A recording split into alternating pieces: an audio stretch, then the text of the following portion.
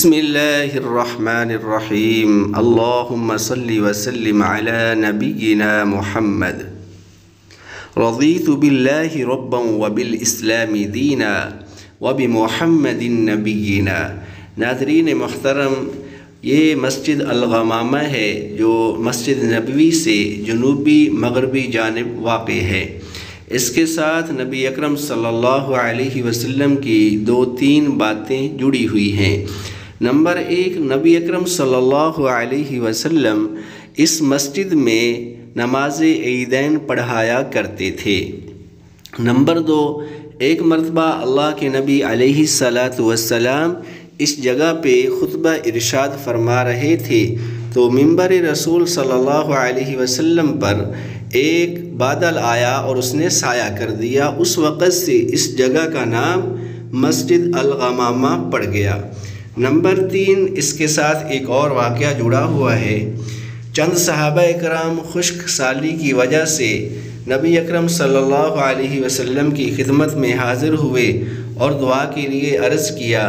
اللہ کے نبی علیہ السلام اس جگہ پہ تشریف لائے اور آ کر دعا کی۔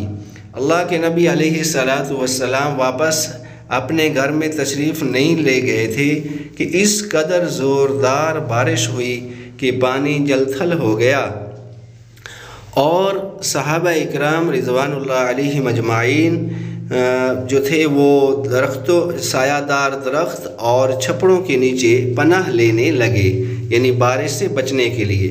تو اللہ کے نبی علیہ السلام نے ان کو دیکھ کر اس قدر مسرت کا اظہار فرمایا، خوش ہوئے اور ہنسے کہ آپ علیہ السلام کی جو ڈاڑھ مبارک ہیں وہ بھی نظر آنے لگیں۔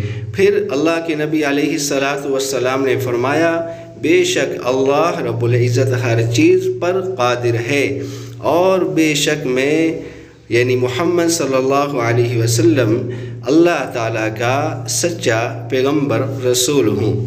اللہم صلی وسلم دائما ابدا۔ عرب و خرب و درود و سلام ہوں حضرت محمد الرسول اللہ صلی اللہ علیہ وسلم پر، تمام انبیاء علیہ السلام پر، آمین ثم آمین۔ والسلام علیکم ورحمۃ اللہ وبرکاتہ۔